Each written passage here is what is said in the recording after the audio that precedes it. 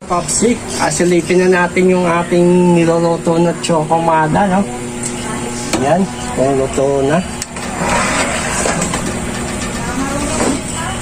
Yan, so malapit na ito maluto, mga popsi, no?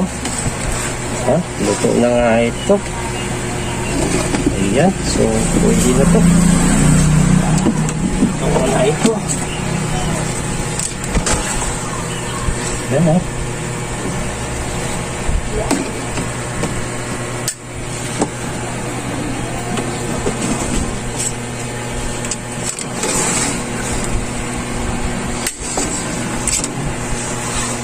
Yan, so